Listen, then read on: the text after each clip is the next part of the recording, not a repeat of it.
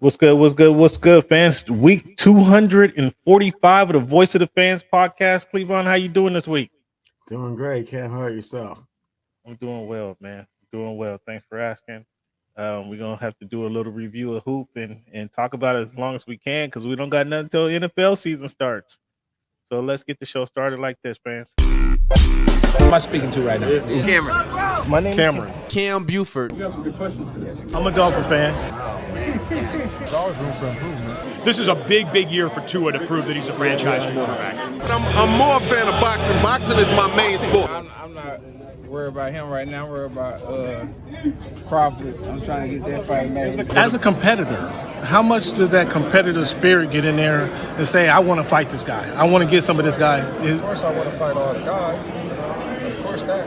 But at the same time, like I keep telling you, it's a business. Once you finish them off, do you feel you get the credit and the respect you deserve there? It really don't matter. I'm just on a mission to become the best, welterweight in the division. After I get him, I want to fight the next best guy, the next best guy, the next best guy. Then once I clear the division, I'm going to move up. Think about it like this. The promoter pays the fighter. The fighter pays the manager. Okay. So the manager works for the fighter, and the fighter works Work for the promoter. Okay. If you can see, you can believe. So you are lifting weights currently?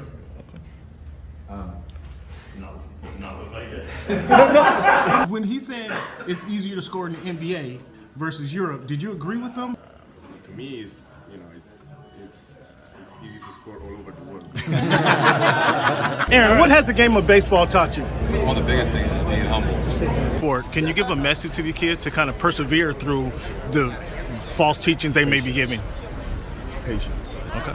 Patience. As the show Voice of the Oh Fan my goodness! continues to I'm in evolve, tears. Come on, you were adding some spice to it. it is strictly banter back and forth between myself and Cameron Buford. I enjoy all of it. The real ones know what's going on, right? Like you said, Pacific Northwest. So, I think it's a big part of my game. And every time I step on the floor, I just want to represent myself. You play this game and you don't not trying to win a championship, then why are you playing for? I'm happy for the Mariners. I'm happy for the whole Ken. Nobody. Go watch the tape. Go watch the tape, and then you tell me if it was all about just a system. You look like a buffoon. Go do your research. Go do your study. Oh, this guy. That's what's good in sports, man. It's Big Snoop Dogg, man. That's what's good in sport. Hey, man, thanks for making our voice your choice. You know how we do. Yes, sir. Cleveland. We here for another fantastic week, man, and we got a lot to talk about this week. Little house cleaning we got to do. We got the Terrence Crawford, Earl Spence press conference went down today in Los Angeles. Tomorrow it's a press conference 2 in New York. Let the media see him. Let the media ask some questions. Let some stuff get out there in the air. They had some little bars back and forth. But it's kind of interesting because these guys are really mild-mannered dudes. It's Errol Spencer. I tell you the truth, I've never seen either one get really too excited. But when they get in the ring, they're some true dogs. So their press conference was, they threw some bars back and forth. Crawford said he's going to have a fish broil because he calls him Earl Spence calls himself the big fish. Crawford says he's gonna have a fish broil. Earl Smith said they're gonna roll up some bud and smoke them. They're gonna smoke that dude in Vegas because it's legal. So they had some bars going back and forth, but it's all in good banner. Like I say, both these guys are being around them are pretty mild mannered, good dudes. So it wasn't like the Teofimo Loma press conference where they talking about, one's talking about killing one dude, one's talking about hurting the other dude, taking his life. It wasn't nothing like that because, again, they're just mild-mannered, good dudes. So it was some good banner going back and forth, but it was in good fun. It was nice to see them, though, finally see those guys face-to-face, knowing the ink is on the paper, the ink is dry, the fight's happening July 29th. In Las Vegas, T-Mobile Arena. If you guys haven't got your tickets, if you haven't made your plans to get to Vegas, get your tickets. Make sure you do the pay-per-view. It's going to be I can't explain. If you want to see a good fight, If you want to see a good fight, this is a fight to tune into because neither one of them's backing down from each other. Both of them have belts. It's both of them's have a claim to be the best fighter ever. So this is the fight worth seeing. We're putting your money up for. We're doing the pay-per-view. If you can't get to Vegas, we're putting your $80 up because it's going to be a hell of a fight. I didn't have time to bring the stream the press conference for you guys, but you guys can find it. Go on YouTube, you find it. It's everywhere. But it's going down July 29. And again, there's a press conference tomorrow, Showtime on YouTube. So there'll be more chatter about the fight. But this week, Cleveland, we got a new NBA champion, first time champion. We got some interesting stuff going on in NFL. Now we're gonna touch on the Teofimo Lopez fight. Your boy Floyd Mayweather. Did you see the Floyd Mayweather brawl? Like, what did that look? That look almost kind of phony-ish, but nonetheless, I'm sure it was staged, but no, I didn't see it or hear about it. You didn't hear about it at all? No, you ain't following the sport. Yeah, so we're gonna talk about that a little bit as well. Kind of Floyd Mayweather versus the grandson of the infamous John Gotti, and they did a little exhibition down in Miami at what is it, FMLA Arena. So it went way left. We'll get into that later on in the show, Cleveland. But as we do each and every week, June 13th, 2023, week 245 of the Voice of the Fans podcast, Cleveland. As I told you, we got some NFL offseason we're going to touch on, the NBA Finals, a new champion we're going to talk about. We're going to talk about the boxing. We got some golf information. Tiger is inserting his name back into the golf world. And then I got some tennis questions for Mr. Tennis over there. When's the last time you swung a racket? Let's ask that. Let's get that off the board about first. 3.5 weeks ago, Cam.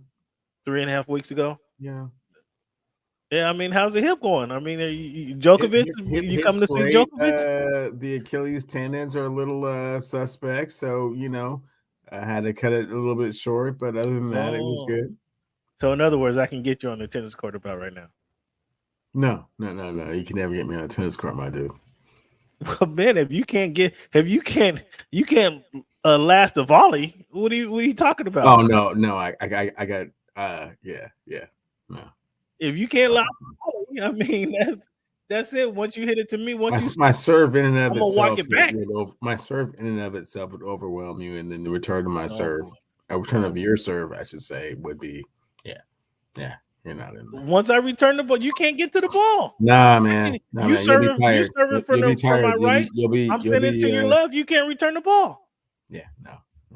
You'll be tapping. We're gonna have to try that out. We're gonna have to try that out one day if your Achilles is up to it. On camera. Yeah. Huh? Do it. On camera, do it. Again, you don't want everybody to see you giving up because you got. You don't want everybody to see you just asking for the oxygen. We didn't I don't have to worry. You can't volley. You just told me you can't volley. So what you talking about oxygen? That sounds like an easy day for me. No. I said my Achilles. Yeah, you had it. Your Achilles, and you had to give up the hip. Sure, man. If you can get it, if you can get 2 games, get an elbow.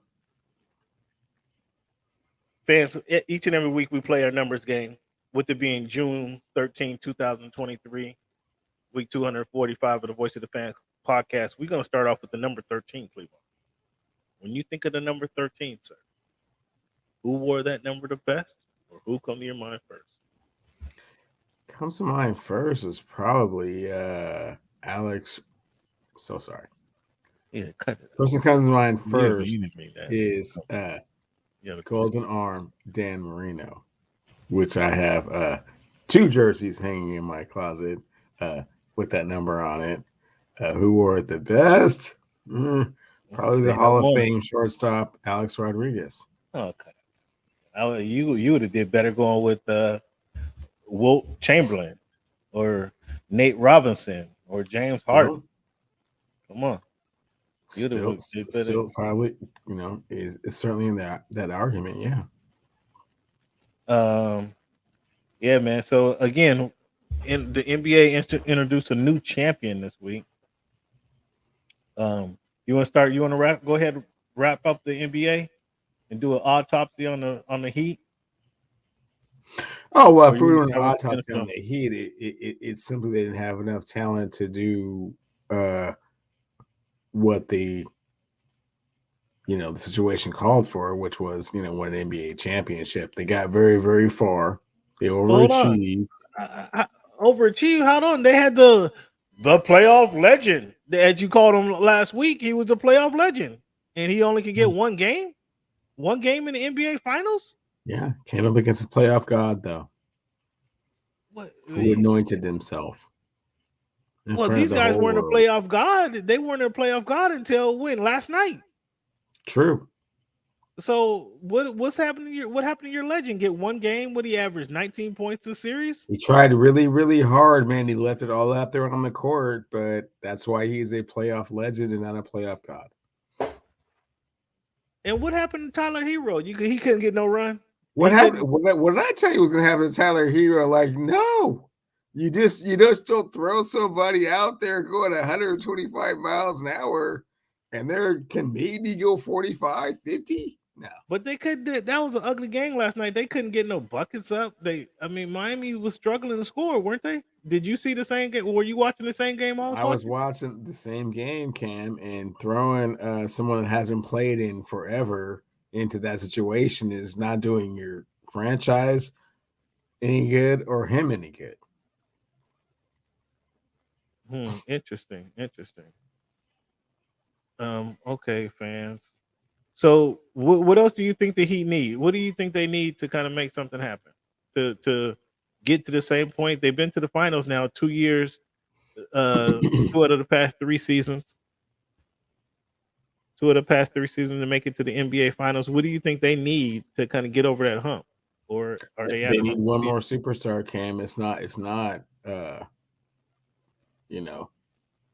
pretty superstar. Obvious what they need. So Bam is not a superstar. No. What is Bam now? Bam has the same resume Jimmy got. What? Bam is not a playoff legend. No, you gonna call him your first timer? What is Bam? Bam is he's in the mix, man. He's in the rotation, man. He got the same exact resume that your guy Jimmy playoff legend has. No, what do you mean no? He was just in the finals. Was he not in the finals 2 years ago? In the bubble finals? Cam. He's not carrying the franchise. Jimmy Butler is carrying. Neither is Jimmy, apparently.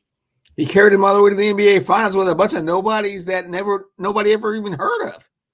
Hadn't even been drafted. What are you talking about? Was Bam on that same team or not? Yeah, he's on the same team. So what? I mean, I don't understand why his resume, why he ain't getting the same love as Jimmy. He's on the same because team. He doesn't contribute on the same level as Jimmy. That's a disrespect to Jimmy, man. You need to take that back. I don't even know why you even threw that out there. I think Bam probably averaged more points this series than Jimmy. Oh, okay. I mean, I didn't look at the numbers, but if I pull them up, I'm pretty sure they're a point or two away. Yeah, they're not running offense through Bam. That's not a thing. Bam had scored 25 in their win. In the game 2 Bam had 18 in the first half last game and 3 in the second half. So how many points was that? 18 21. and 3. Yeah, what did Jimmy have? I don't know how many points Jimmy had, 23. Don't act like Jimmy ain't the heart and soul of the Miami Heat. Well, I'm just trying to know what the difference is. Okay. You trying to know what the difference is? At least Bam showed up in the finals. Between Bam Adebayo and what Jimmy Butler brings to the table? At least Bam showed up in the NBA finals. Well, that just means you don't understand NBA hoop, Cam. Oh, that's all that is. Here we go. Here we go again. I'm saying Bam had the same amount of points as Jimmy did. Okay, the same amount of points. But you're not giving that one game. You're not giving him no love. Yeah, at band camp. Is that what you're talking about? Bam was 9 for 20. Jimmy was 5 for 18. Jimmy had one more point than Bam did. yesterday. Okay, so I guess Bam is every bit of Jimmy right now. In your opinion, I'm just looking at some numbers. I'm just looking at some numbers and trying to understand how one guy's a Are you saying playoff. that Bam Adebayo is the same as Jimmy Butler? Jimmy in Game 3, Jimmy was 9 for 17. Oh, so you're trying to stat me to death again. Oh, okay. Bam was 8 for 19. I'm just trying to understand what the difference is. What was the free throw line stats? What was the foul differential? In Game 3, some more, Cam. In Game 3, Bam didn't go to the free throw line. Jimmy went 3 times. He was 1 for 3. Okay. So I mean, last night we saw some bogus fouls. I know you saw that. So last night, what you want to look at? Last night, free throw differential. Bam had no free throws. Jimmy was 2 for 5. Oh, big difference there. Come on, big difference there. Okay, you want to look at the rest of the series? On your side of the ledger. You want to look at the rest of the series? No. You want to look at the rest of the series? I want to draw the line in the sand right here. You're saying that Bam Adebayo 7 for 19 and Jimmy Butler are the same player and do the same thing for the franchise. Equally as valuable. In Game 3, here Jimmy's 7 for 19. Did I miss anything? 19. Bam was 9 for 8 for 14, 21 points. So you should sat me to death. I want to know. I want you to tell me. You ain't told me what the difference is. That's what I want. I want you to do. I want you, Mr. Stathead. I want you to tell me what the difference is. Jimmy wills his team to a different level than Bam does. Greg, Jimmy, huh? Greg said he was everybody has a big. Greg, I just gave you 3 examples. We're looking at. You want me to go back to Game 1, Jimmy, or you want me to go back to Game 1, Greg? I just gave you 3 consecutive games where there was a 1 point difference. You to death, not understanding where NBA greatness comes from. Man, I just want to know. Nobody can tell me. Nobody can seem to tell me what the difference is. I know. I seen the same player. I know, because you don't see NBA hoop the same way everyone else does. I understand. Fans, let's see where Cleveland want to take shots. I'm gonna give Cleveland some love right now, and where he want to take shots at me. If you see highlighted in the green, I gave Cleveland a chance to change his prediction he made in October. What you say in October, Warriors and Bucks? I gave you a chance to change that in December. You changed it to Nuggets and Celtics. You was close. You was halfway right. You was close to being all the way right. Again, a game 7 away from being almost all right. But you had the Nuggets. You've been riding the Nuggets for a long time. I'll give you that credit. And here's proof, fans. Part of our script. Here's proof. And I give Cleveland some love. But he doesn't want to seem to return. He don't want to seem to return the same love because now he's taking shots at me for not knowing who, because I'm pointing out the obvious. And he still, I don't know if you let me know in the chat if you heard the difference yet, because I don't think he knows the difference. Fans, I don't think he understands the difference between Jimmy Butler and Bam Adebayo being your number 1 option. From a stat-driven perspective, sure. I mean, what else is there to go by? What else is there to go on? Right. I mean, he told us we heard 3 nights in a row. I'm pretty sure that if the Miami Heat had to depend on Bam Adebayo being their best player, they'd be in the same exact position. They would be in the same NBA Finals. They'd be in the same exact position. 100% clear to everyone except for Cam Buford. So let's look at what the Nuggets did. So do you Pat, since Pat like going for the whales, he like to go whale hunting every summer. Who do you go get? Are you looking for Dame Lillard? Are you looking for Fred VanVleet? Who do you go get to make a difference there? Do you team him up back? Do you bring Kyle Lowry back? Who do you go get? Oh, if you have any chance of getting Dame, that's who you would like to go and get. But you have to one game you score 4. but you have to give up too much to get Dame. I mean, come on now. You're not just giving Dame away. They don't have enough assets to get him. So they have more assets to get Fred VanVleet, but I don't think Fred VanVleet is the answer to their problems per se, because they don't have a true number 1. So who give me Give me somebody. Give me some moves that you would suggest Mr. Pat Riley make. Does Pat Riley go get Zion? No. I told you last week. Zion is not a Miami Heat culture fit. I think they could change the culture. I think they can. You think they could change the culture? No, they're not changing the culture. The culture is what the Miami Heat culture is. I think the culture change Zion Williamson to indoctrinate and fall in line with that culture. No, he said. Greg said he want to see Kyrie there. You want to see Kyrie in Miami? Kind of. Does that work? If you don't think Zion's going to work, you think Kyrie's going to work? I'd take Zion before Kyrie. No, I'd take that. Absolutely not. Why not? Why not? Zion's done, man. I don't know what you I don't know what you keep seeing in Zion. This presence, there's potential there. Potential for what? When he played the 26 games he played, they were number 3 in the West this season. Those 26 games he played, they were number 1 in the West as of January. No, excuse me, not number 1. They were number 3 in the West as of January. And then what happened? And things fell off. And then he didn't play anymore after that, right? Again, you get him. So why would the Miami Heat trade for them if they're one player away from winning a championship? Trade for someone that has no opportunity or no potential to play a full season. And he has the potential. That's you're ignoring the potential because you see. I'm not ignoring the potential. I've seen the results on the court. Only because you see what he's doing on IG is why you're ignoring the potential there. Part of it, but see, a very small what I'm saying? Part of it. A very small part of it. The Eric Spoelstra, Pat Riley has a regiment. Now you have to stay in shape. You only can have 5% body fat. You have to run the hill so many times, run the steps so many times. That is what is expected. Yeah, but that's not what he's going to give them.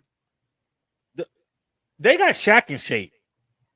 After Shaq was in LA doing his thing, they got Shaq in shape. Obviously, Shaq had a chip on his shoulder at that time, but Shaq was a part of that team. It was Dwayne Wade, the refs, and Shaq that got him that championship in 2006. Okay. So you don't think they could do the same for Zion? is not Shaq, so let's not make those kind of comparisons. And he's not going to have that type of impact. Thank you, Giant. Would you trade for Ja? I don't know. That's just as bad, ain't it? No. Ja's not just as bad. Ja can stay healthy. He just had to stop, staying off of there might be too much going on. That's all. There might be too much going on in Miami for Ja. Might be. That's one of those guys that your guy Udonis might want to pull him aside. It could, be a little bit. Now you see you see a benefit to having Udonis on the sideline. And now you see a benefit to having these veterans. I've always seen a benefit to having Udonis on the sideline. But how many Udonis Haslams are there out here? But there's Alonzo over there. I mean, hey, that might not be a bad move. Okay, although he's gonna miss half the season. Zion's he's gonna miss half the season. Zion is not the answer. Ja, I don't know if he's the answer, but a little bit more than Zion for sure. That's what I'm saying, Dick Trickle. Zion is doing too much down there. He needs a new environment and needs a stringent coaching. Well, it's not Miami. It's not Miami. No. Cats is killing Zion right now. Cats is killing him. All right, so you go for Ja over Dame? That would be the best move. Dame would be Dame is number 1 on anyone's list, but you have to give up too much to get him, so he's not going anywhere. I mean, Robinson, Strus, Gabe Vincent. You can't package all them guys. Can't package all them guys. Say that out loud 3 times. A first-round pick. You can't package all that. No. I mean, you gotta do something though. They need to make a move. They need to make a move and make a move back. So, Jokic becomes one of 11 players to now have 2 MVPs and a Finals MVP. Cleveland, can you name the other 10 players? Yeah, there's 10 of those, huh? Let's see here. Michael Jordan. Ding, ding, ding, ding. Larry Bird.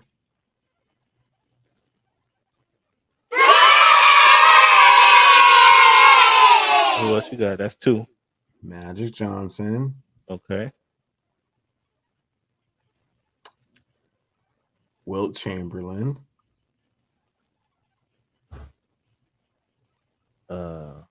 And I don't have a buzzer on here. No, he doesn't have. Like a buffoon. I'm sorry. Look like a buffoon. Please rephrase the question. 2 MVPs, 1 Finals MVP. So Wilt Chamberlain doesn't have a Finals MVP or doesn't have 2 MVPs? Which one is he lacking there? I think it's the Finals MVP. Neither time.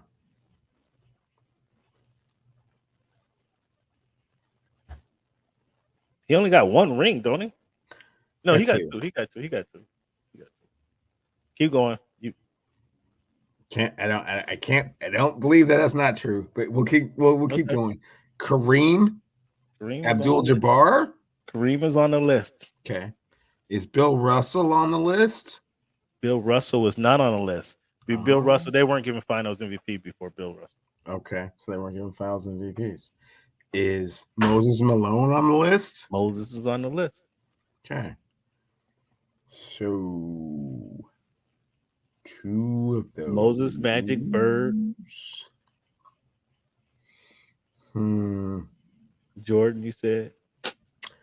Is Tim Duncan on that list? And Duncan is on that list. Tim Duncan is on that list. Is LeBron James on that list? LeBron James is on that list. No, Mikens is not on that list. Okay.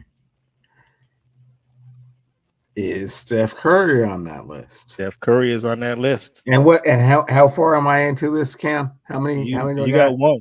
There's one person you're missing. I'm missing one person. Missing one person with 2 Finals MVPs and no, an MVP. 2 MVPs and a Finals MVP. 2 MVPs and a Finals MVP. I'm missing one person. We bounced down the list. I did not say Irvin Magic Johnson, did I? Britt. Not on this list, Brittany. You ain't on this list, sweetheart. Magic's the last dude, yeah? Huh? Magic the last dude, yeah? No. And you shouldn't be thinking too far. You shouldn't be thinking too far.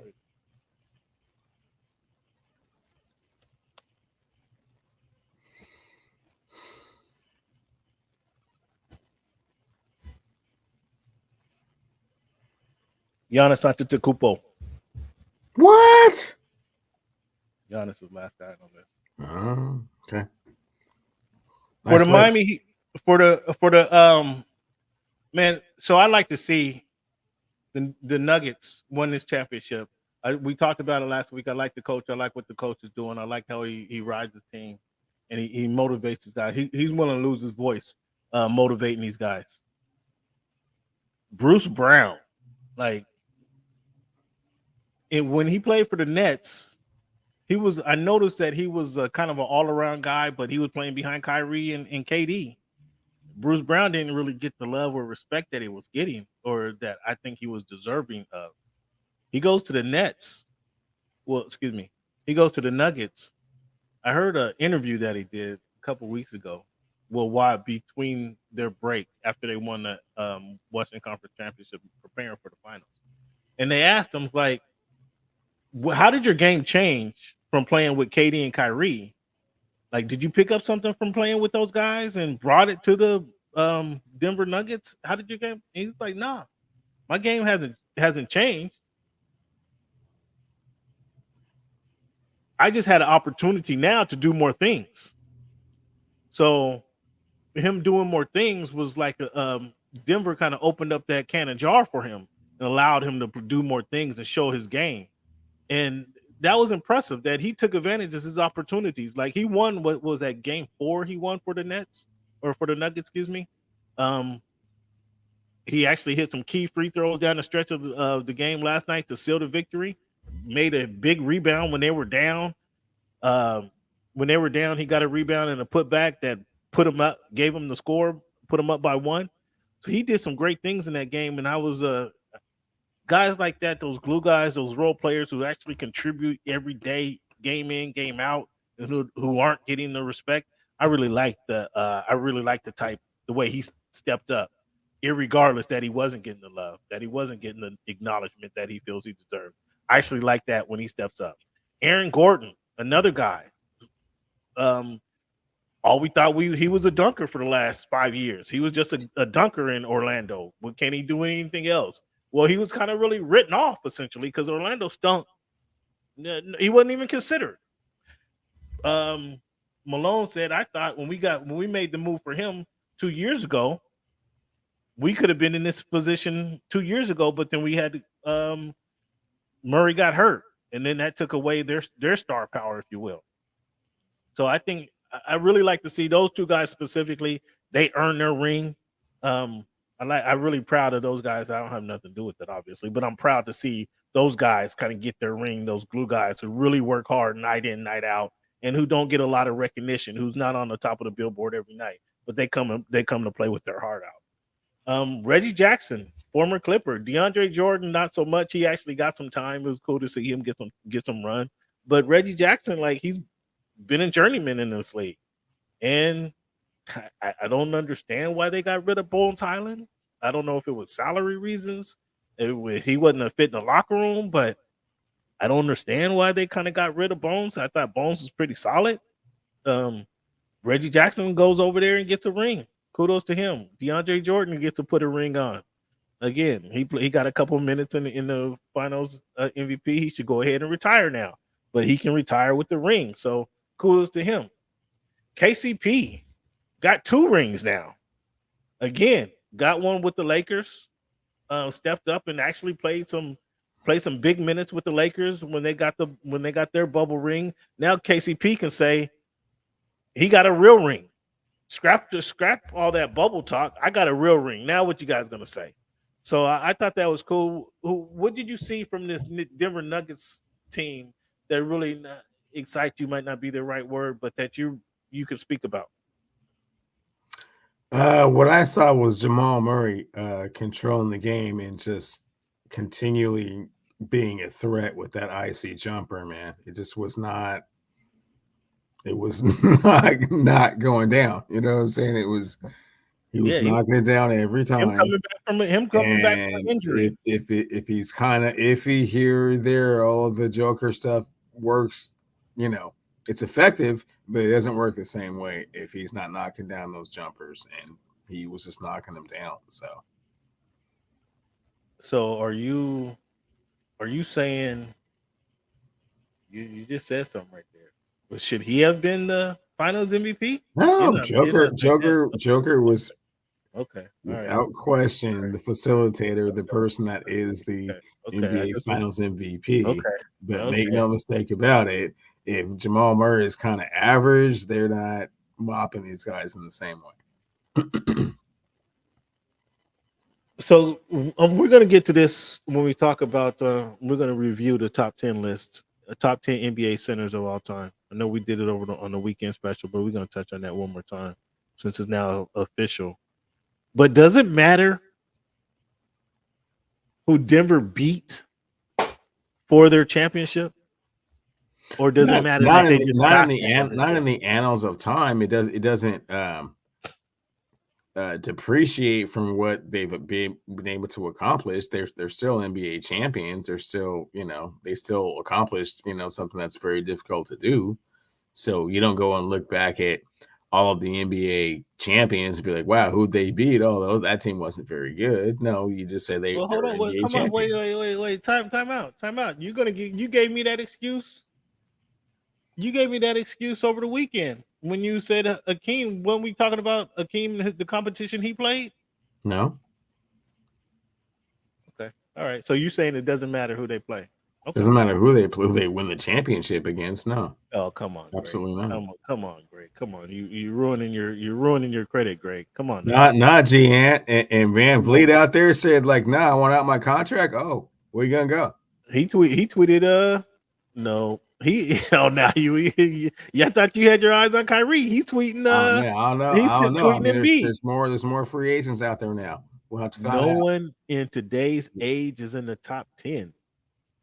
You're gonna have to clarify what you're talking about, Mr. Handy. Oh, he's talking about your center question. The only person that you threw in there was Joker. You're gonna have to clarify that one. High on the Sunday show. I don't know if you heard it, my man, but yeah, we're gonna get into it. We're gonna get into it. Little high. So it doesn't matter who you beat when you're in the ring. No. So it doesn't matter that Shaq beat one of the Collins brothers when he got his ring. He dunked on Dikembe when he got his ring. Who else he beat? Who else they beat? New Jersey. Did they beat New Jersey twice? New Jersey twice and the Sixers once. I'm sorry. And the Sixers. No. Sixers? They beat the Indiana, the Sixers, and New Jersey, and then New Jersey then lost. Oh, Rick Smits. He was playing Rick Smits. Yeah, and then New Jersey then lost to San Antonio the year after that. So New Jersey went back to back, but the Lakers only got him once. Okay. So Fred Van Vliet, he tweeting Embiid, let's go get one next one. And then he tweeted Embiid and then opted out of this deal. It sounds like he's trying to get into Philly. Okay, we'll do that then. I mean, I don't know how you don't want Harden. You don't want Harden in LA running the point. Harden led the league in assists 2 years. I've heard none of that talk. I mean, Harden from LA. You don't want Harden in LA? We saw what happened last time we brought somebody in from LA that was a native and was supposed to do that, and that doesn't always work out. So before we go any further, let's get into this real quick. Top NBA centers of all time. Top NBA centers of all time. I'm gonna give you my list. This is my list. You guys can argue it or you can create your own list. Decide what you want to do. But I got McAdoo, Moses, Patrick Ewing, David Robinson. I got Wilt ahead of those guys. So I got McAdoo 10, Moses at number 9, Ewing at number 8. That can kind of be flipped. David Robinson, number 7, Wilt at number 6. Any arguments there, Mr. Cleveland? Or you want to move Robinson up somewhere? I don't know how Robinson. No. Let's go back to how the list unfolds, and then we'll move the players around after that. Well, the players ain't gonna move around, but this is my list. You're more than welcome to create your own list, fans. For sure. Or you can debate my list, whatever you want to do. I got Jokic at number 5. Behind Hakeem Olajuwon. And this is where I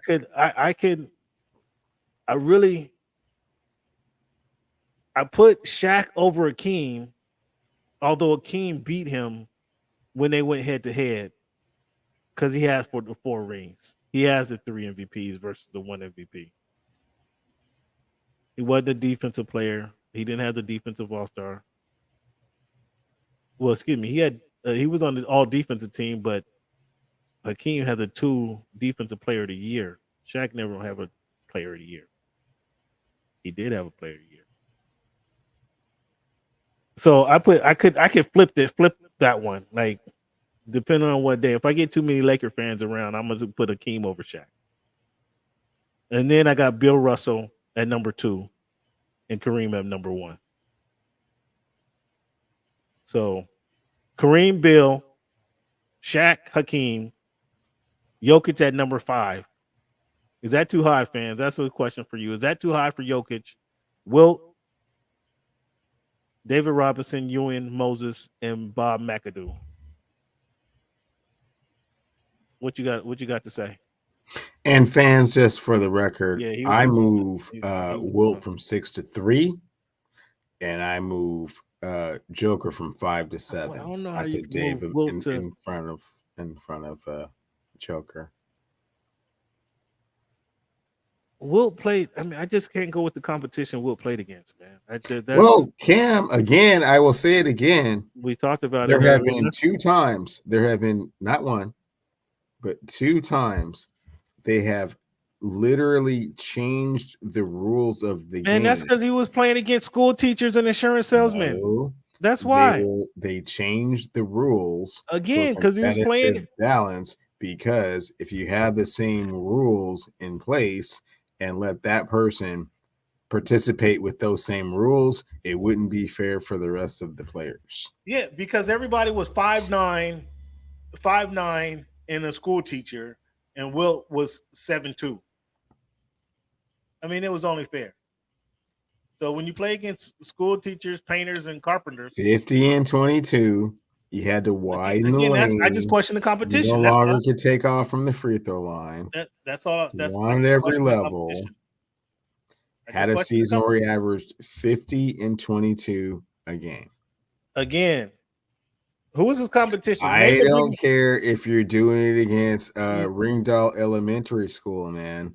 If you're out there, and that's not everybody that he was playing against, so don't make it seem like every night he was going out there against a big man that he played against. Center. Name a big man that was he played the same time as Bill Russell. He played the same time as Bob Lanier. He played the same time as Nate Thurman. He played the same time as George Michael. He played the same time as quite a few players. And how many rings did he get? The same. Got 2. Over what? 13 years? Come on, man. Come on, man. He was dominating. He was dominating against plumbers and carpenters. You know it. You know it. I can't put him up there. Bill ate his lunch every time they played. Okay, Bill got 11. I'm so sorry. Who was Bill playing against? Was that a different era they were playing? Bill got 11 of them though. As you stated, if you're dominating the era, because you're dominating the era. So he was dominating the carpenters and plumbers, whereas Wilt wasn't dominating the carpenters and plumbers in the way that you want to say, except for statistically wise, he was. In which case, it doesn't mean anything. When Bill wins the 11 championships against carpenters and plumbers, then it means more. Okay. He didn't bring home the gold. Yeah, that means that makes no sense. But if you're not bringing home the gold, makes 0 sense. Well, what do you mean? If you're not bringing home the gold, he brought the gold home. So how many times did Will lose to the Celtics? So is at least playing against Bill, right? So I mean, at the finals, right? You could see him in the finals. I mean, after all the carpenters and plumbers, he has to get to Bill, right? Now, where you left Kareem out of there, Greg? Yeah. Well, you left Kareem out of there. Where's Kareem? Huh? No Kareem. Come on now. Come on, man. Well, you can't leave Kareem out the mix. But yeah, that's another person that they changed the rules of the game for competitive balance. Yeah, Kareem. There you go. Get him, yeah. Yeah. Unseld won in the 70s, man. Come on, slow down. Cowens won with the Celtics after that run in the 70s. Thurman, come on. Come on now. Come on. Thurman, who is that? Who is that? The guy on Nate Thurman. If you don't know your hoop, man, don't be pretending you know your hoop. Don't be pretending like you don't know your hoop, man. Nate Thurman and Will Sweet. Yeah, you know who them players are? Then man, go Google it. Oh, now you're telling me to go Google it. Okay, all right, fans. Yeah, so that's my top. That's my top 10. Is Jokic too high on you guys' list? I don't think he's too high. He showed us 5 is too high, fans. Let him know. In this he doesn't series, seem to understand. He's a prisoner of the moment. Let him know that one NBA Finals is not circumventing the players that we've talked about. 2 MVPs.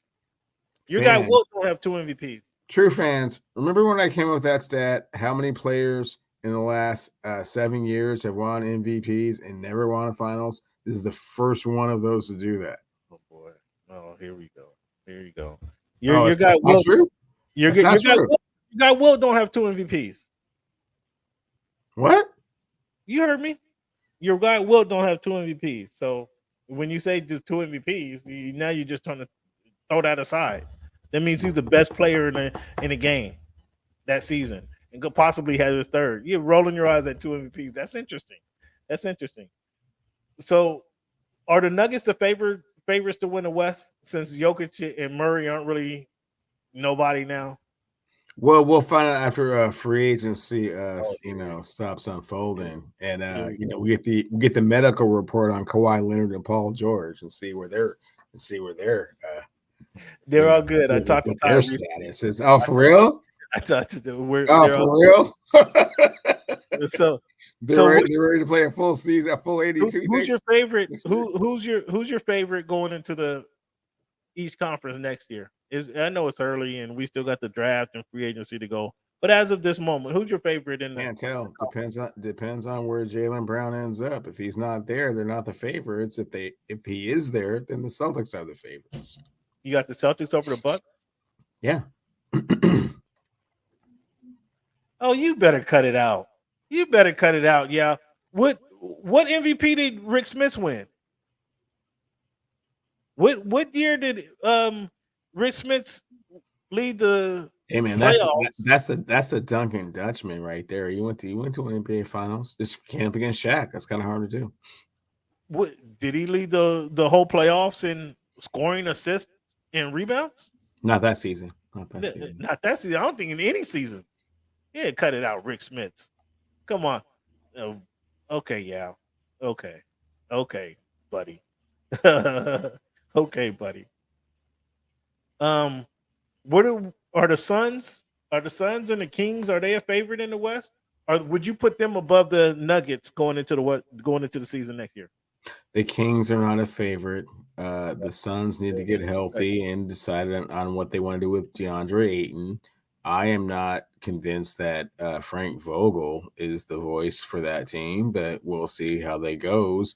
Obviously, your guy Chris Paul needs to make some decisions as well. So, no, see, okay, now see, I gave you some love earlier. Now you need to give me some love and tell you. I told you was what they. We're not. No, you said they released him. There's been I didn't say release. I didn't say release. Yes, you did. Yes, before the show, before the last week during the show, you said they released. I would get rid of him. Right, and then you said that they released him, which was an erroneous report because he has not been released. No, because they're in talks, dude. Either look. Okay, so if they're in talks, then don't tell people he's being released. Because you can't come back here. That's basically what they said. They did not say that. You don't gotta go back home, but you can't stay here. When did they say that? You're speculating. You're speculating just like those journalists did when they said he was released. He's not released. Said release. They're talking about it. Nobody said release. Yes, the conversation is last week on the show. Yes, I said they need to waive him. They need to cut him. Is what I told you last week. Right. And then you saw an article that said he was released. And it's like, what did I say? I didn't say anything about released. I didn't think. So I'm double checking. I didn't say it. The information wasn't released. It was they were waiving him and discussing. I'm gonna tell you right here, the Suns. It does say the Suns have waived Chris Paul, making him a free agent. That's what Chris Haynes said. Has that happened?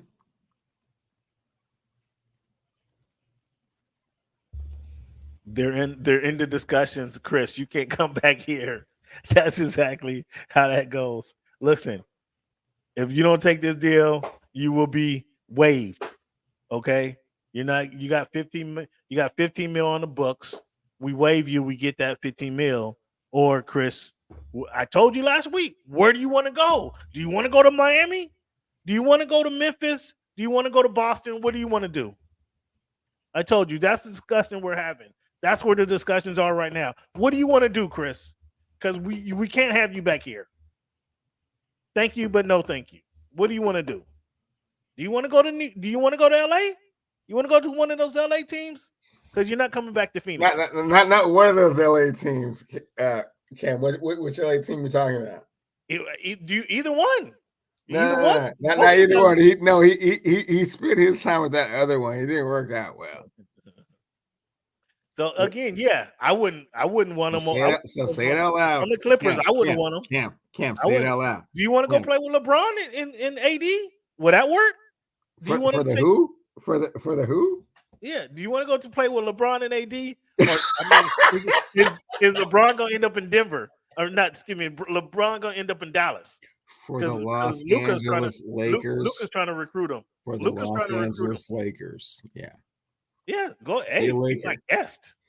I might have a chauffeur to drive you to LA. Okay. in the same way that we brought up the Bentley to have you take Mr. Westbrook off our hands. Yeah.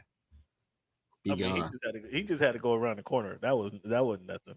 He just had to go around the corner. Well, yeah, CP ain't got to go far.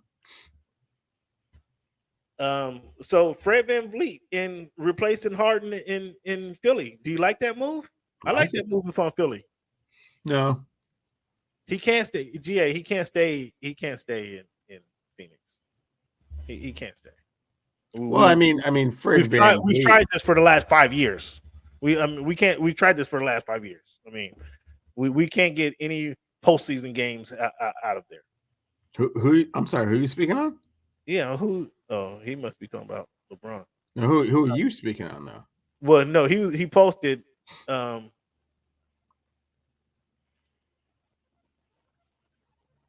was talking about what you call it. Can't be playing in. What you call it? Can't be. Chris Paul cannot be in Phoenix next year. But Fred VanVleet, I like Fred VanVleet in Philly.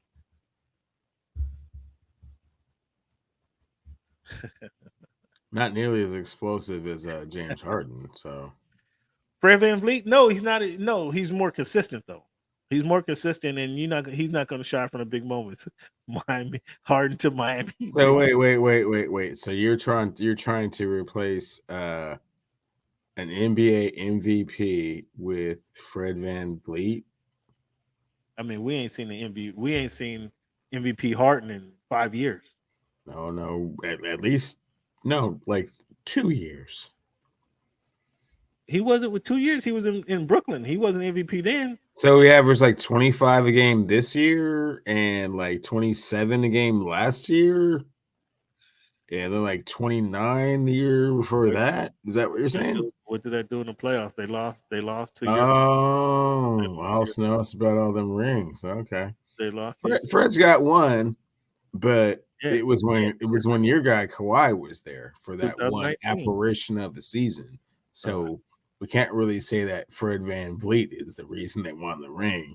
I think he won the ring. I think it was either in his rookie or second year. So, hey man, Fred needs like the perfect fit to be that dude. And if it's not, I mean, it's not like he's going someplace to be a franchise guy. He's not carrying you anywhere. No, you got the MVP. You got last year's MVP. But if he's the second or third best player on your team, well, that's a difference. You got the MVP. The reigning MVPs in Philly. I don't know if you that guy Joel Embiid. You don't think he's getting any better? Oh, he needs somebody. I don't think that Fred VanVleet's an upgrade from James Harden. I just personally don't feel that. What about matching him with Tyron Maxey? Again, what did I say? I don't think that Fred VanVleet is an upgrade from James Harden. No, he's not an upgrade, but you need more consistency. You need somebody at this point. You need somebody who's going to stay alive in the playoff time. Harden, same with Chris Paul, seems to die down or fade out in the. Oh wow! Look at you turning your back on Chris Paul. Wow. Am I wrong? Surly all of a sudden. Wow. Tell me I'm wrong. Okay. You're local, the Carlton, huh? So what do you think? I mean, you tell me. I wouldn't do it. If it was a choice between those two, I'd keep Harden. I don't know. Harden talking about he want to go to Houston. What's that going to do? Well, Harden in Miami. I mean, Harden, Houston's terrible. It is, but that's what he brought. I mean, hey man, it was cool when the other coach was there coaching, but Udoka is there now, and he's not about no nonsense, man. Especially coming off the Nia divorce. Nah, no. So we talked about it last week. The over/under 40 games. You got under, right, for Ja? We should know any day now, right? The penalty suspension. Yeah, the penalty. I think it's going to be somewhere between. I feel somewhere between 25 and 35 games. And my over is 40 games, so we'll see what happens. We got to be. You sure can, GA. Yeah, we talked about that. That's why that's why Phoenix is he's on the blocks there. And Harden, that's why I'm trying to get Harden out of Philly. He just can't, at least Fred VanVleet. I know he's gonna show up every night. He ain't gonna give you 25. He can give you 18 and 10, 18 and 11. Not gonna lead the league in assists. Not gonna make the All-Star team. So it's not an upgrade. Okay. So, what's your thoughts on? Did you see Paul Pierce in his live? I sure did see Paul Pierce in his live, man. It's a shame. It's a shame we're in 2023. Paul Pierce still don't know what going live is. I mean, I can't say I talked to him after the incident leaving ESPN. I talked to him after that. He's like, no big deal, man. I got crypto. He's cryptoed out, so he's cool. Got sued for that, but continue. For his crypto? Apparently made some big dough, so that's why he got sued. He said he's cool, so he was no sweat. I mean, he wasn't gonna act like he was in the corner crying, but he said no sweat. He's good, and he ain't been right. He ain't been right since then. But it's a shame, Paul, that you don't know what going live means. Like, dog, everybody can see what's going. When you hit that live, everybody sees what's going on, dog. Like, and in the video, he's like, this is real. This is live. Everybody see this when his phone was blowing up. Come on, Paul. Paul's been wilding for a long time now. That was funny though. KG was trying to tell him the whole time, "Yo, Paul, yo, dog, we working, right?" He said, "No, we popping, ain't we?" He said, "Nah, dog, we working, like we working." And he couldn't get the Vegas wins the Stanley Cup. Breaking news right now. Vegas wins the Stanley Cup. 9-3 victory. Oh my goodness. 9-3. That's like a 45-10 win, isn't it? Yes. 9-3 in the to win the extremely disproportionate in a hockey game. 9-3. I wonder, was it 8-0 at one point, and they just gave them three goals at the end there? Woo! That's a long way home too, from Vegas to Miami after getting beat 9-3. Woo! That's a long flight. Yeah, Paul Pierce, man, that was Paul Pierce. Come on, bro. I mean, you got to get it together, P. You got to get it together. And Cleveland, man. So you wanted to blame the food in New Orleans. But we now know it's more than the food in New Orleans. It's the IG models that have your boy all messed up. So what can we take his phone? What can you do? What would you do in this situation? If you're Willie Green, head coach of the New Orleans Pelicans, I mean, do you call him in the room and talk to him? Do you say, let's go to dinner and have a conversation? Do you call Sprint? It's like, disconnect this dude's phone. What do you do in this situation? If I'm Willie Green, I go the other direction. I go up the chain and be like, hey, this dude is going to be a distraction all season long. He doesn't really give us anything, man. Can you see what you can get me back in return? As far as a coachable player that I can work with and can take our team, at least to the second round of the playoffs. Wow, you don't even no second chance, nothing. Third, fourth chances. I mean, come on, he'll be going into his fifth season, man. No, we're done here. I mean, he had the bad foot. Yeah, the bad foot, the big belly, the hurt hamstring, the sore ankle, the too much food and hurricanes that what would you give up? What would you give up for Zion? Since you make that suggestion, what would you give up for Zion? 2 first rounds and a marquee player. They have the number. They have the Hornets have the number 2 pick. Okay. I wouldn't trade the number 2 pick for Zion Williamson. Would you what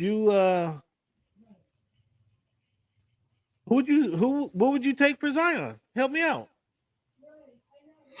I have a few trade options. I like Cat in a first round for Zion in Minnesota. You like Cat? You like Cat?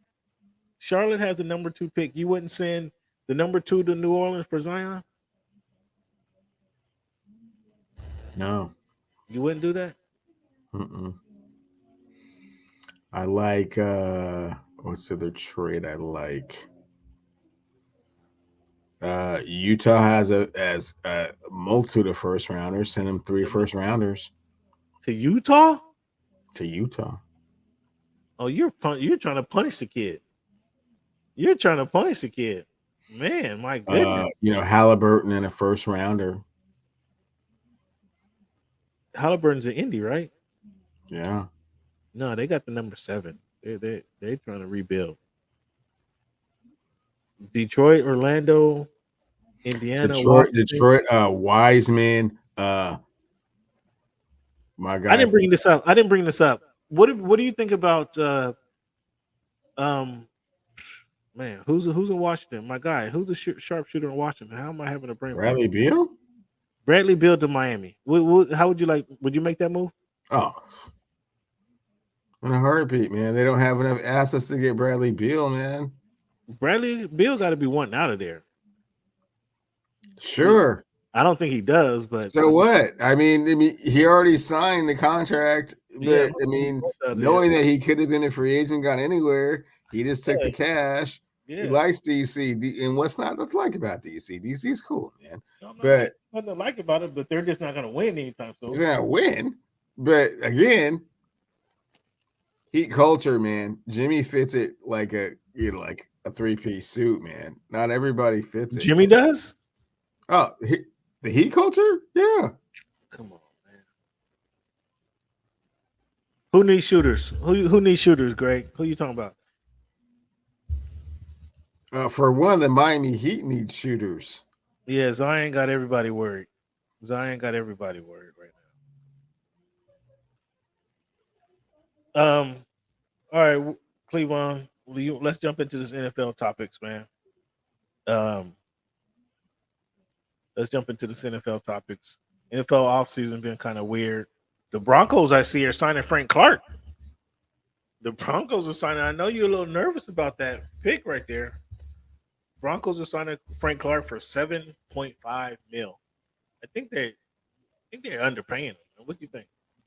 No, about what he's worth, man. He was overpaid when he went to KC, got a bowl, got a ring. That's great. It's never really shown the productivity that he showed when he was in Seattle. He got the most playoff sacks, I think, in the last 3 years.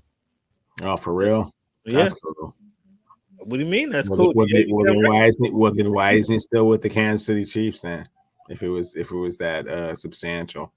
Because I don't know if you know, the Kansas City Chiefs got Patrick Mahomes, who they owe like $50 million. So that was no, that was already baked into the system. That's why he did the contract the way he did it. That goes up. It's not all over the top. That goes up incrementally, not that much, and that's not why Frank Clark's not a Chief. So don't make it seem like it's because he wanted to get paid. That's what he wanted to get paid. That's why he's not a Chief. Had the same contract he had before. Was he there? He wasn't there for $14 million, 2 years. I think he was there for 30 or something. Okay, wow. How come Dalvin Cook's not in Minnesota? Because it's year 4 of your contract. I just don't want to pay that. Same thing with Frank Clark. That's my next question. What's the best fit for Dalvin? Dalvin was making $6 million last year, or they would cost him $6 million this season. This was the two best fits for Dalvin are both in Florida, and it's not Jacksonville, so it's Tampa Bay and Miami. The Broncos is one of the leaders in the clubhouse. What about the Cowboys? I mean, the Cowboys is trying to run back. They're gonna run this. Dalvin wants his cheese, man. I mean, he's only gonna get so much, man. The next question is, why are they suppressing this running back market? Like, it's amazing. Because every coach will tell you, because it's a stat-driven league all of a sudden, and the durability of a running back is not very high most times. Every coach will tell you, even when they do it, win the game. You know what I hate about running back math, Cam? Is I always go back to the DeMarco Murray argument, right? Dallas is like, we're not going to give you the money until you prove you're durable. And then he goes out and has the most carries in the league. And they're like, well, we're not going to give you your money because you had too many carries. We done ran the wheels off you. Yeah. It's like, okay, so you're not going to give me the money if I don't have all the rushes. And if I have too many of the rushes, then you're not going to give me the money because I did what you asked me to do. And this is what Saquon Barkley, Saquon Barkley is facing right now.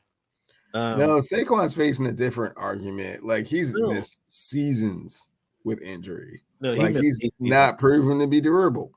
He missed a season, but they're trying to run him into the ground, and he did decline. Like, what's your guy for the Lakers? Your point guard that declined 4 years, $84 million. Was it 4 years, $84 million? He said, "Nah, I'm gonna go test free agency." Dennis Schroeder. Yeah.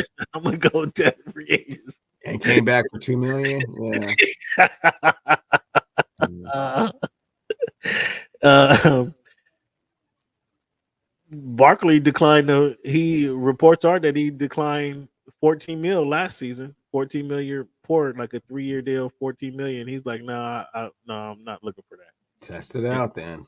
And now so he played on that contract, and then now he wants a bigger deal. But they're like, we're gonna sign you $10 million for the franchise tag. And that just seems so for a wide receiver to get paid considerably more than a running back, who the wide receiver touches the ball 7 to 10 times a game if they're great. If they're great, the quarterback's going to throw it to them probably more times, but they're only going to get 7 to 10 catches. They might get 15 targets, but they're only getting 7 to 10 catches a game. A running back will touch the ball, will block, will be asked to block, will be asked to catch it out the backfield and pick up yardage in critical times of the game. And this guy isn't getting paid more than a wide receiver. Like, something is not right there. I don't understand. I mean, you broke it down how the Cowboys did DeMarco Murray, but something is not right there, because that a running back is considerably more important to an offense. Every coach will tell you a run game, you win the game by running the ball. Time of possession. The Chargers saw against the Jaguars. We can get 3 turnovers in the first quarter of the game, first half of the game, go up by 27. But if you can't run the ball, you're turning the ball right back over to the opposing team. You need to be able to run that ball for the time of possession. Run the clock down. When you're up, you need to be running the ball down the field. If you can't do that, you're not winning the Super Bowl. Even the Chiefs used a seventh round running back to help them win the Super Bowl. Patrick Mahomes won the game on a gimpy ankle by running the ball. Wasn't passing the ball when he had that big scramble run against the Eagles. They run the ball. You need to be able to run the ball in football games. Coaches know that. GMs know that. And I don't understand. It's beyond me why they're suppressing this running back market. I don't get it. I really don't get it. I need somebody to explain that to me. I don't get it. It's again, we're going to go into this next season. All these receivers making $20 million a year. And it looks great if you have a quarterback when you could throw to him. But if you can't run the ball, you're not winning. I don't. That's beyond me. So Barkley, I don't know if do you sign the deal at $10 million and just play the franchise at $10 million, or do you hold out for more? You know what happened? The last guy who said who held out, Le'Veon Bell. And have you seen him? Where is Le'Veon? He's in the boxing ring now, ain't he? He's trying to. He's talking about he was smoking weed before games and stuff, and just letting it all hang out, Paul Pierce style. Yeah. If Saquon wants to be in the league, I mean, he'll sign the franchise tag. If not, I mean, go do a podcast. You're in New York City. Go do a podcast on going NB or ABC today. What is it? Good Morning America or something. Yeah, I mean that's just how they do running backs, and it's unfortunate, but yeah, they're suppressing running backs. So another guy holding out for the Kansas City Chiefs. We already talked about Frank Clark, who left and signed with the Broncos, but Chris Jones holding out. He's on the final deal of his 4-year, $80 million deal. He wants a new deal. Do you give him a new deal? Should. On paper, I mean, it's up to them. I mean, whenever you are talking about it from a football context, it's always different because the injury report and the medical report is so much more important than almost any other sport. Chris Jones has been the funny thing is he's the reason they don't have 3 Super Bowl championships in the last few years. Yeah, he's the reason they don't have 3 of them, but he's the reason they got 2 of them, or a factor in the reason for them having 2 of them. So yeah, they might have to cough that one up. Buffalo Bills, Stephon Diggs. Yeah, your dude. He showed up and then said, "I'm out." Tell me about your dude, Cam. I don't know. Tell me about En Vogue. Tell me about that diva. Man, something ain't right. I mean, you been saying Stephon was the dude since I told you since the Wake Forest days, man. I mean, he hasn't proven it. Minnesota days, like he's that dude. I'm like, okay. He hasn't proven it. Okay, well, I guess he wants Tyreek Hill money. Is that what he's looking for? He's looking for that big. Show me you love me. That's what he's looking for. Show me you care. They did that already. That they already smooched and went to Niagara Falls. That was 3 years ago. That was 3 years ago. Like it's time to re-up. It's time to re-up. We gotta rekindle this. We gotta show me you care. In the middle of a war, there's a war going on outside. Show me you care, baby. East. Show me you care. You in what division did you say? What division? Huh? AFC East. Yeah. Because their window might be closing, and especially if he ain't there. Woo. Oh, their window closed last game against the Cincinnati Bengals. Oh, did it? It closed? Slammed shut? Slammed shut. Ooh, so that means Miami's winning division then. No.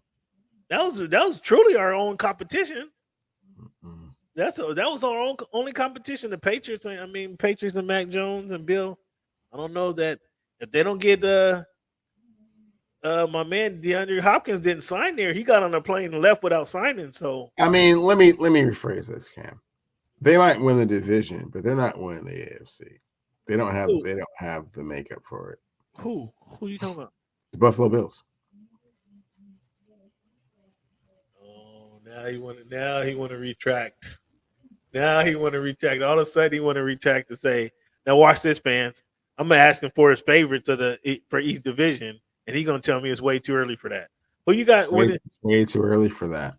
See what I'm saying? But he just so quickly to say, I mean, if Stephon Diggs all of a sudden signs a 4-year, $180 million contract, I mean that makes a difference, right? I mean, it ain't going. If all of a sudden Aaron Rodgers breaks his left ankle and can't play this season, that makes a difference, right? I mean, well, if all of a sudden DeAndre Hopkins and Megatron and Wes Welker, sign for the Patriots, I mean that makes a difference, right? Wes Welker. Wes Welker's coaching. If all of a sudden Dalvin Cook signs with the Dolphins, I mean that makes a difference, right? So why would I be giving you my prognostication on June the 13th? Yeah, that makes no sense. At least not from a gambler's perspective. And they do call me Young Sam Rothstein for a reason. So have you won a pick segment? Have you won a pick segment? I won a pick segment last year. In the last 3 seasons, have you won a pick segment? I think I won the last 3 seasons, Cam. I don't think. Come on now, fans, don't make me go dig up some notes. Come on now, I'm gonna have to tell the fans who's really winning this thing. Okay, well, yeah, whatever you want to talk about. I'm pretty sure I won at least 2 of those 3, if not all 3. No, I don't think you won 1 out of 3. So we got the Vikings, Daniel Hunter, on the final year of his 5-year, $72 million deal. He's wanted more payday. And the Patriots, Lawrence Gay. I think Lawrence Guy, he's barking up the wrong tree. He's for sure. Yeah, there's certainly a precedence there that they do not care. He might well say trade me. Yeah, you might as well because he's not getting paid out of there. So man, that's our football talk.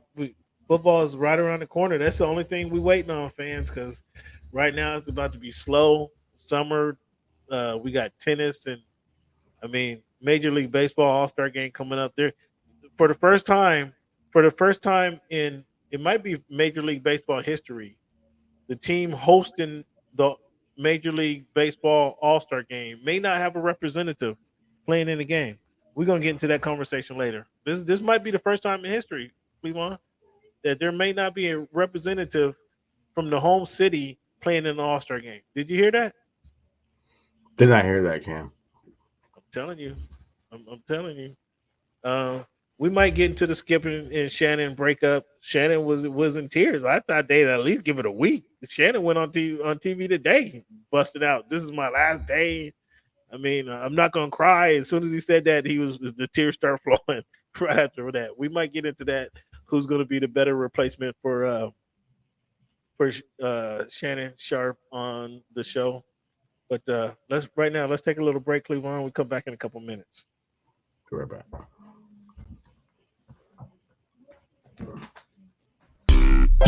Who am I speaking to right now?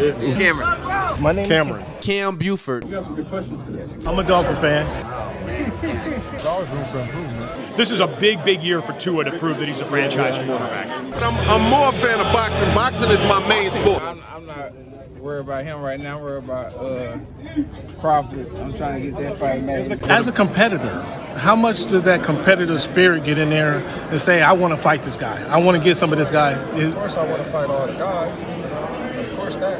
But at the same time, like I keep telling you, it's a business. Once you finish them off, do you feel you get the credit and the respect you deserve there? It really don't matter. I'm just on a mission to become the best, welterweight in the division. After I get him, I want to fight the next best guy, the next best guy, the next best guy. Then once I clear the division, I'm gonna move up.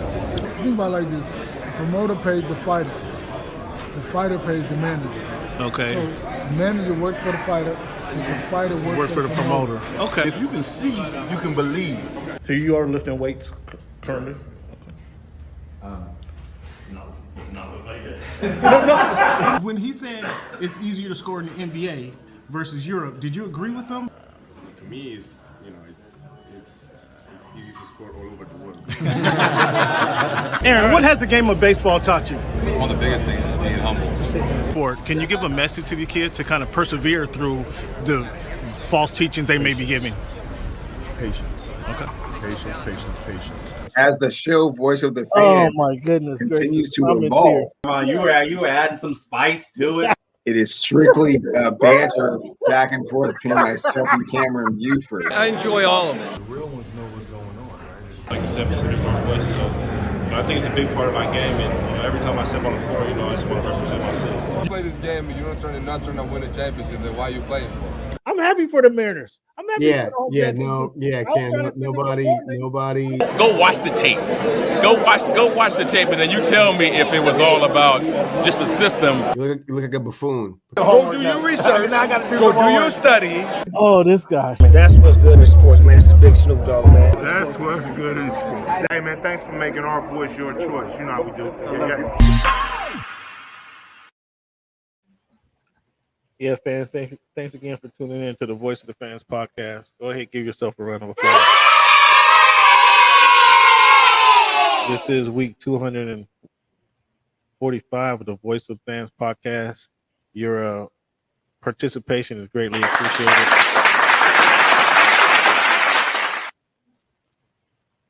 One of the shining segments of the podcast is our This Week in History segment that we're going to kick off right now in Cleveland. June 12, 1963, Medgar Evers, civil rights activist, was assassinated. June 13, 1868, Oscar J. Dunn was elected lieutenant governor of Louisiana. June 13, 1967, Thurgood Marshall appointed to the Supreme Court Justice. June 14th, 1864, Congress ruled that a black soldier, must receive equal pay. You think they did in 1864? June 15th, 1877, O'Shea Felipe became the first black graduate of West Point. June 5th, 1987,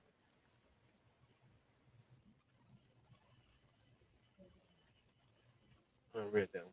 June 14, 1921, June 14, 1921, Cristiano Ronaldo, removed sponsors Coke bottle from the press table at the European Championships. Coke price, their share price dropped $4 billion after that. $4 billion after Cristiano Ronaldo took this cups down from the press conference. That was surprising to hear. Cleveland, a little quiz for you. June 14, 1992, Ozzie Smith broke Roy McMillan's National League mark for his part in 1,305 career double plays. Ozzie Smith went on to finish with 1,590 double plays. That was number 2. Who has the most National League double plays? The most National League double plays. This guy actually he played in both leagues. I'll give you a hint. He did play in both leagues. I think he was just ahead of Ozzie Smith by a few in the National League, though.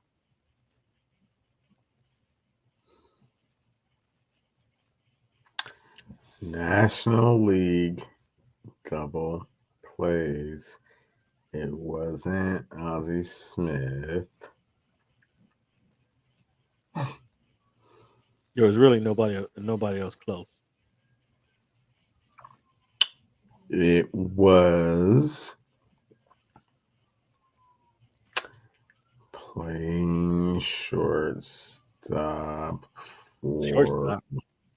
Shortstop. Not second base, shortstop. For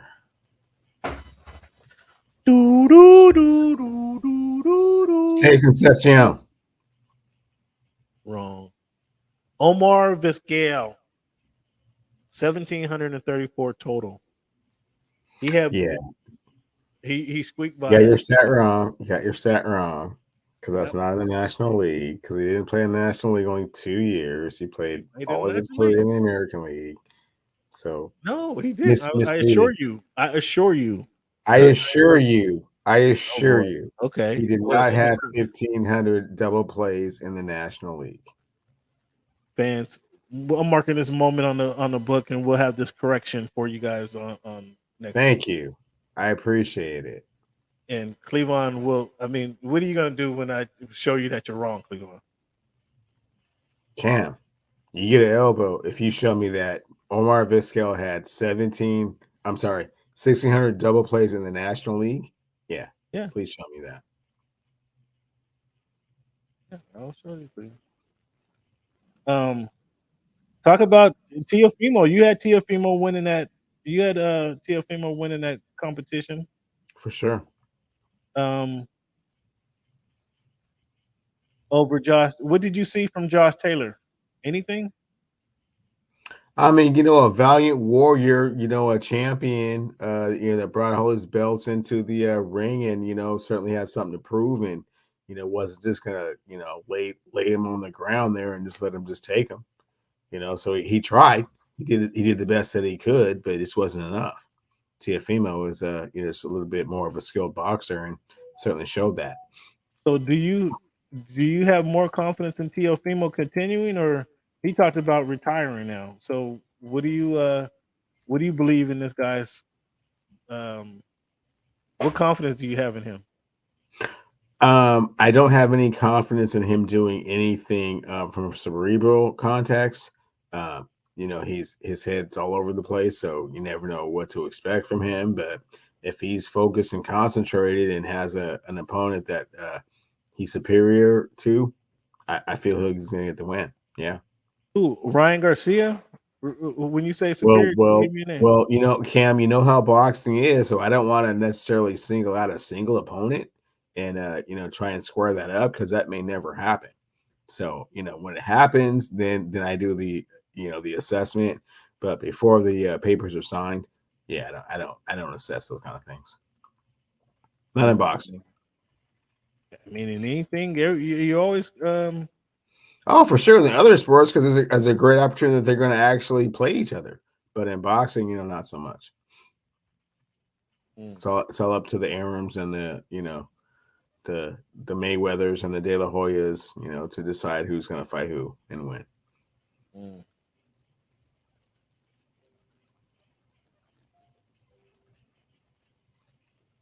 Amanda Nunes. Did you see Amanda Nunes? I didn't see the fight. I saw she beat some girl's ass again, and then said, "I'm done." Yeah, Dunsky. Yeah, Dunsky. She was Dunsky after being two-time division winner, division champion of. I mean, she was dominant. I don't know if you got to really enjoy her dominance, but she was dominant in her league. Female, obviously, female UFC champion. She was dominant. I don't think we'll see another like her. And I know she's getting up there as far as UFC components. I think she's 33, 34. But I have a feeling we may see her one more time when somebody challenge her. She challenged all of Brazilian fighters like, you guys ain't doing enough. We need to see more Brazilian champions. But I think we may see Amanda again. But if she goes out, if she's really truly done, that she's had a great career. Who's had a career, a female combat sports artist, better than hers? Can you think of one? Christy Martin had a pretty dominant career in the ring. Let's see here. Ronda Rousey was the next big thing there for a couple of years. But no one like Nunes. She's been consistent and dominant for longer than anyone. So Gotti Mayweather had their little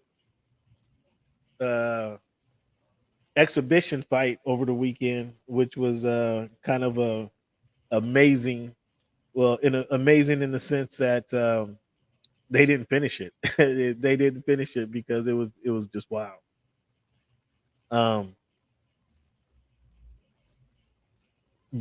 Did you know that was going on? Actually, the Mayweather Gotti exhibition down in Miami. I did not. And can you please clarify which Gotti you're referring to? John Gotti III. Oh, okay. Yeah, John Gotti III was going at it. Let me see if I can pull this up. But it was wild competition. Yeah, obviously, it was a competition. Obviously, it was the.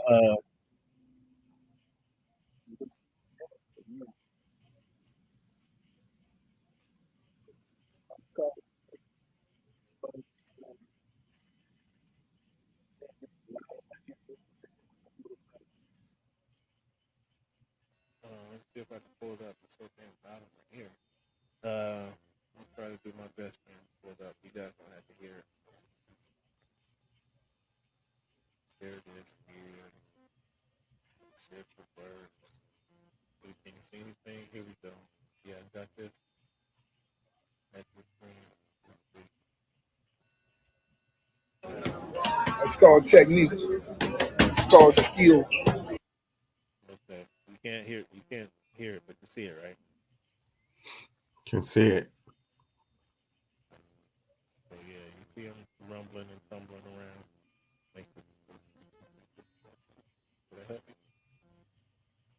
So really, Gotti did nothing the whole fight. Basically, he did little to nothing the whole fight. I watched the after fight. Really did nothing. And until so Mayweather's personal dude right there, personal referee, they was talking shit. So he's saying, okay, we got to stop it because they were talking stuff. So that's right there. That right there is what you see. He's trying to get in the way. Kenny Bayless. He's trying to get in the way because they were talking shit. He said if they don't stop talking shit, he's gonna stop the fight.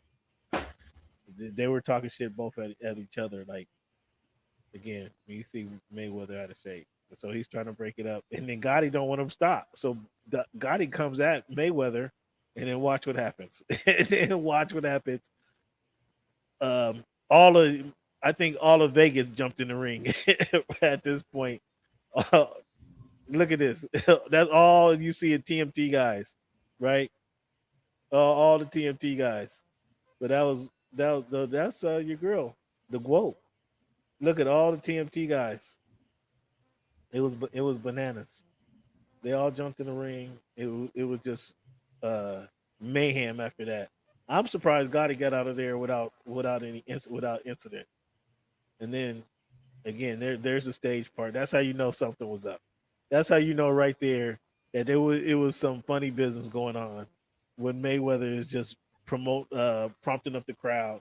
But if you saw it from a different angle, you see how many damn people were actually in the ring, like that weren't have anything to do with the fighters, no trainers.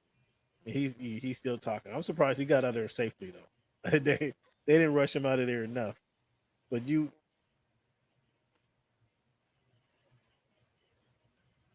would see if you from a different angle, you would see how many people were actually was in the ring. It might have been 300 people in the ring. It might have been 300 people. It was absolutely madness. How many people were actually in the ring for the fight? You can still hear me, right? Yeah. Yeah, it was absolutely madness. They stopped it. It was a 6 or 8. I think they stopped it toward the end of the 6th round, 6 of 8 rounds in the bout. But yeah, it was a complete madhouse there in Miami, Florida. So they couldn't finish. Cleveland, talk to us about your guy Djokovic. He wins his 23rd major, most by any male. He has 3 majors on each surface. Is there any question that he's the greatest of all time? So Cam, just to clarify, he's won each of the 4 Grand Slam titles at least 3 times. It's a little bit different. But a supremely dominant performance the entire French Open. His biggest adversary was Carlos Alcaraz, the number one player in the world. Had just won the clay title previous to the French Open. The heir apparent to Rafael Nadal. A lot of people think, at least on clay. I don't want to throw the cramps in there as an excuse or an explanation. He got beat, and right now, Joker is the greatest player of all time, and people are chasing. Is that going to change? Is there somebody on his heels? Yeah, Rafael Nadal is only one win away from, equaling that same. Nadal, he's younger than so he can actually eclipse him. No, he's not younger. Actually, Joker is younger, and Nadal's not going to play again this year. So, I mean, as far as that's concerned, I mean, whoever else is trying to get to that pinnacle as greatest tennis player of all time, they have at least 15 years to develop a resume to even stand toe to toe with the Joker.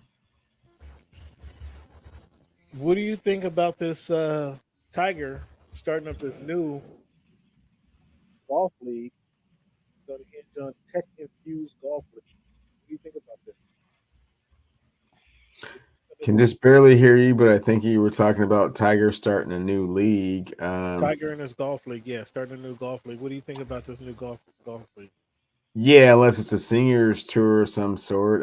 Tiger is in no condition to be golfing all the time, so he can't really be the spokesman or the the face of the tour. So, well, he's going to be him and Rory starting this league, and it's a tech-infused golf league. So it's really going to be.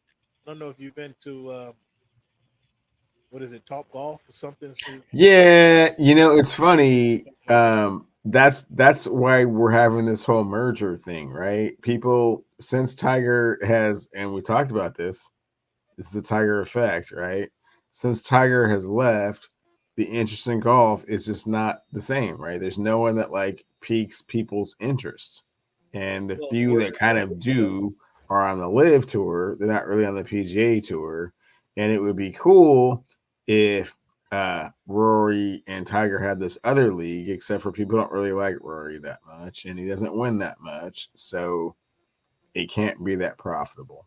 But it's going to be Tiger. I mean, Rory's. It's going to be Tiger doing what? That's what I just said. I mean, promoting the league. I don't think they're going to promoting the league is cool and all. I mean, that's like David Beckham promoting the MLS. I mean, that's cool, but you're not playing, so who cares? I mean, he played in MLS, and then he's the owner. Can just barely hear you, but it sounds like you're saying something like he's just, trying to play, but he's not healthy enough to play a lot of tournaments. Yeah, I don't think it's really for him to be competitive in the tournaments. It's more so to bring more fans to the sport of golf. But how? That's what I'm saying. So how is it going to be more fans to the sport of golf if he's not participating at a high level? By making it a more fan-friendly game. By using technology to make this a more fan-friendly event. So I don't think Tiger Woods. It's a new tech-infused league that will partner with the PGA Tour. Six of 3 PGA Tour players will compete in 15 regular season Monday night matches, following in semifinals and final matches starting in January 2024. The matches will play a tech-infused short game complex. Fans will be able to see every shot live or over a 2-hour broadcast on Premier TV. You ask who's playing. Of the 18 players, 7 of them have been announced so far. The committed players include a handful of favorites who have combined for 26 majors and 150 playoff wins, or tour wins. Excuse me. So yeah, Tiger can't play. Obviously, he's not going to be playing all the time. But I think it's going to sound like a made-for-TV event. You're not buying. Yeah, they don't care. No, you're not buying. Cleveland says no to Tiger and Rory. Okay. So who had it worse this weekend? Was it the Heat mascot getting socked up by Conor McGregor. Conor McGregor and Mr. 12. What is it? Proper 12?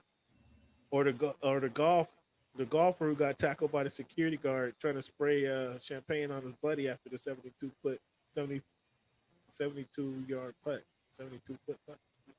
Oh, the golfer. Yeah. He got the tackle For sure. Yeah. But I think dude had to go to Conor McGregor sucked dude up who had to go to the hospital.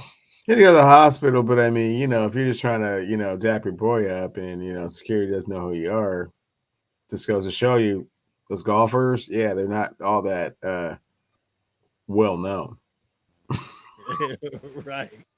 I mean, they should have had a name, a badge, or a credential. Or See, them golfers got to wear name badges and got to have the little, scanner thing. Come on, at least had a credential on your neck. I mean, how do you know? Because he's one of those guys, right? Made the final round, made the final cut, right? But I mean, you don't even know that dude. Could he even pick him out of a lineup? Before I couldn't know, but I'm not the security guard there. Before the security, okay, that's what I'm saying. Could you pick Steph Curry out of a lineup? That's a little different. Could you pick Luka Doncic out of a lineup? Well, again, that's a little different. Could you pick Peyton Kershaw out of a lineup? Could you pick Patrick Mahomes out of a lineup? This golfer, dude. It's a good dude. In a golf shirt. Okay, man. I asked you last week since we can't talk about your Mariners who are under 500 and doesn't look like they're gonna have you still got them winning the West, the Mariners? No, not winning the West. No. I mean, that's what you gave me at the beginning of the season. Now you're ready to change. Who you got winning the West now? It will probably be the Texas Rangers. You said that begrudgingly, huh? Yes. Will the Mariners get into the playoffs? Hard to say. Ooh, they disappointing, my man. 60 games in, 65 games in, they're under 500. I'm not even gonna ask you what you got to say. We're not talking about the Mariners. What I do want to ask you though, 70% stolen base success rate in 2023. I was trying to see what it was in 2022, but I pulled up this stat for you, Cleveland. See if you can tell me this. Esteury Ruiz leads the American League in stolen bases with 31. Who led American League in stolen bases in 2022? Julio Rodriguez. Oh.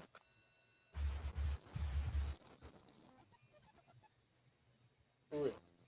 Here. Seriously. How many did Julio have? I think like 33. Jorge Mateo. You know who that is? No. He had 35. Ronald Acuna Jr. has 28 stolen bases in 2023. Who led the National League in stolen bases in 2022? Mookie Betts. Guessing? No confidence. No confidence. Do you know who John Berti is? Yeah, he had 41. He had 41. So I was doing some baseball stats. I was trying to see if we were going to have any Mariners talk, and we didn't. So I did come up with some baseball conversation. But fans, Cleveland don't know his baseball clearly. I'm gonna have to come to it. I'm gonna tell you next week who actually has more. What I say, double plays than Oscar or Ozzie Smith. Excuse me. I'll tell you that. I confirmed that for you. Oh yeah. That's way off. Fans, come on. He's coming with nothing with that one. Cleveland doesn't trust me. Whoa, he's gonna be so far off on that one, fans. He'll be like, and I'm gonna stop talking about baseball for like 2 weeks. You know, none of us talking about. I'm gonna stop talking about baseball for 2 weeks because I don't know what I'm talking about.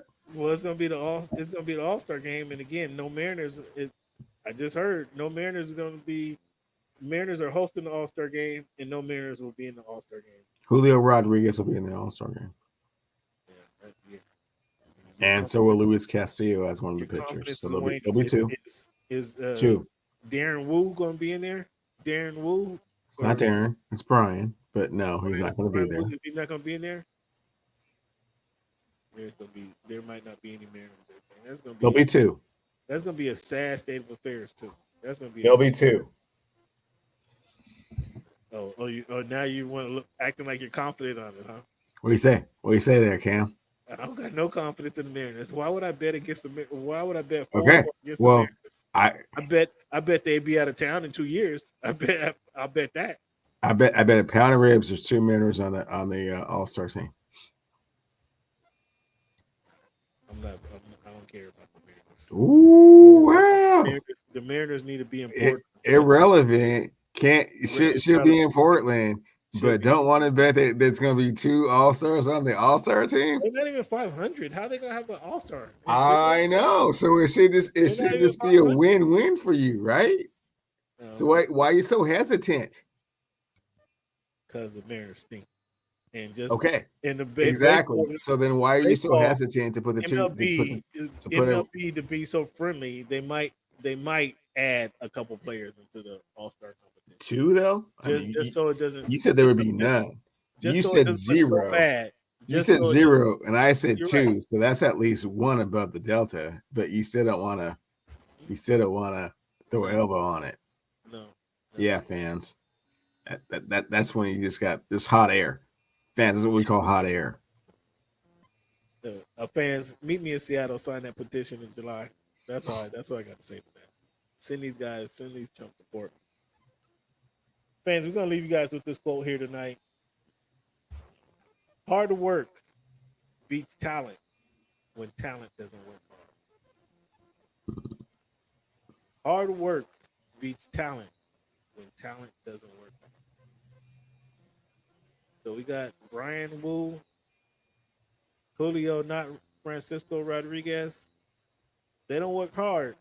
They're going to be watching the All-Star game like me and you guys. That's my quote for tonight. That's from Unknown. Well, thank you, fans. Again, give yourself a round of applause.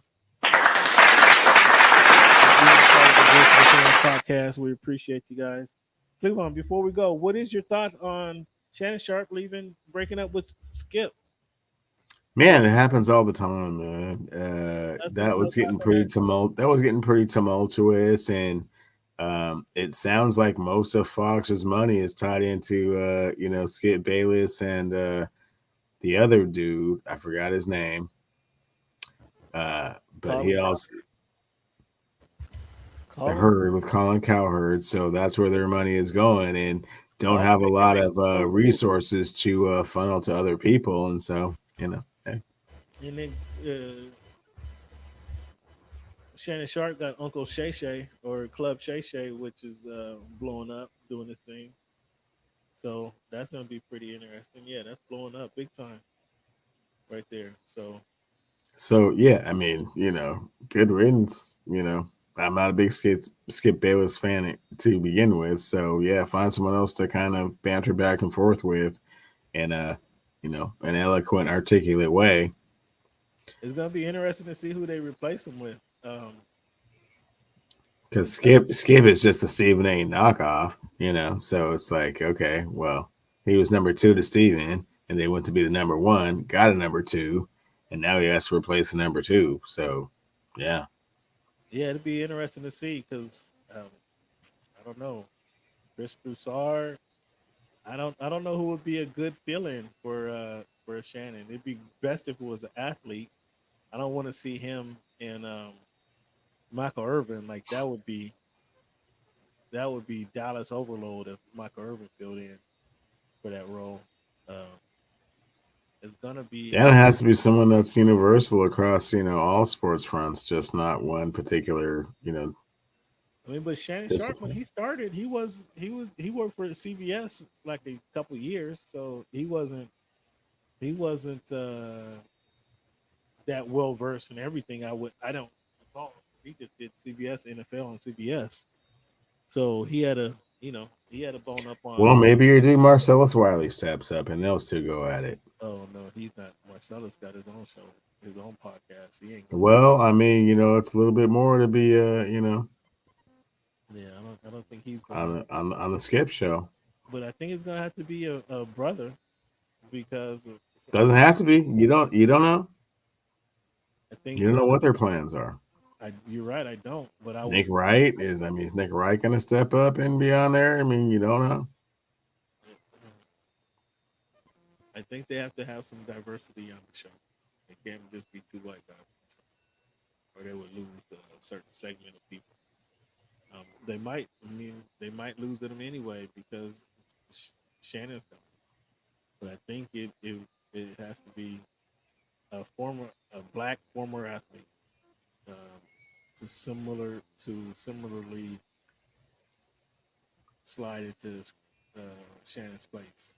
What do you think about Shady McCoy? No, I mean, it has to be somebody that is going to do something for a certain nominal fee, which Shannon wasn't willing to do anymore, and it has to be someone that can do the banter back and forth with Skip, and that's not easy to find. So, yeah, it'll be interesting to see who fills in. I thought they'd give it at least a week.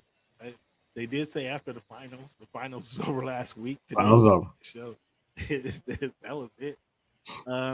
How soon do you think we hear from Ja in that situation about Ja? When the draft is over.